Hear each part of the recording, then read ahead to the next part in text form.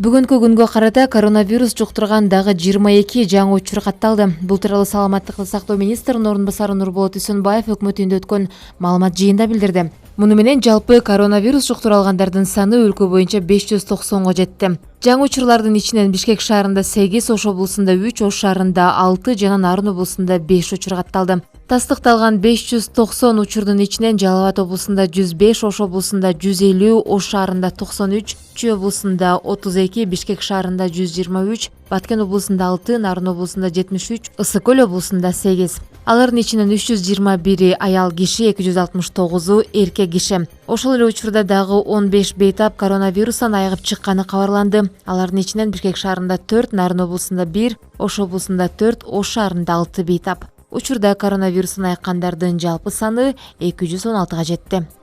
Кече күнү Ноокат районунда обсервацияда жаткан 9 адам үйүнө чыгарылды. Бул тууралуу Ноокат аймактык ооруканасынын башчысы Асамидин Майрипов билдирди. Чыгарылган жарандарга 2 жума үй карантиндин эрежелерин сактоо керек экени айтылып, түшүндүрүү иштери жүргүзүлдү. Алар Умрадан келген жарандардын жакындары болчу. Учурда Ноокат районундагы обсервацияда жаткан адамдар жок.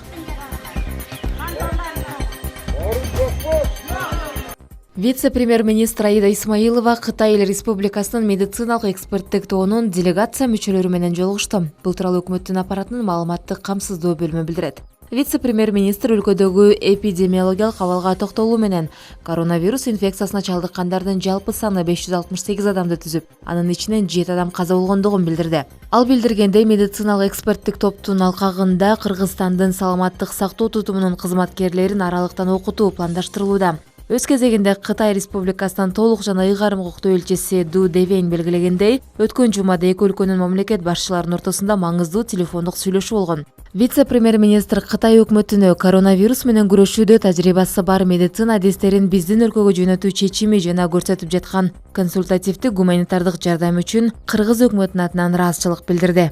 Маалымат үчүн кошумчалай кетсек, эксперттик топ менен бирге республикага 10 000 даана номер 95 респиратордон, 2 000 даана коргоо кийимдеринен, 2 жасалма дем алдыруучу жабдуудан, дары-дармектерден турган гуманитардык жардам да келди.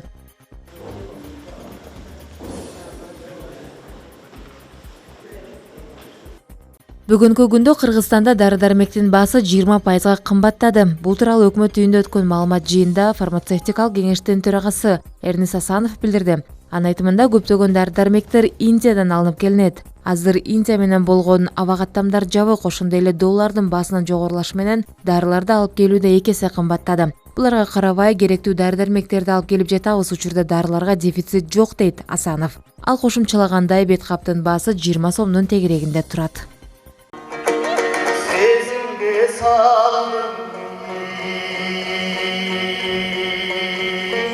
Төкмө акын, комузчу, Кыргыз Республикасынын эл артисти Элмирбек Иманалиев 42 жаш курагында мезгилсиз дүйнөдөн кайтты.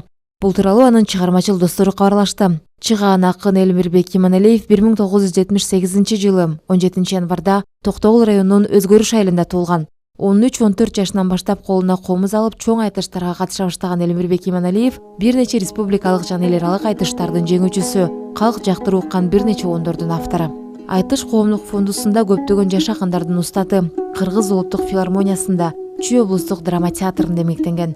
Төкмөлүү акындан сырткары манас, дастандарды мыкты чеберчиликте аткарган. Ал ырчы оончу катары Арозатым, Булбулум, Жалгыздыктан тажап өттүм, Коштошуу вальсы, Мунарым, Балкыма сыяктуу эл оозундагы мыкты бир топ чыгармаларды жараткан.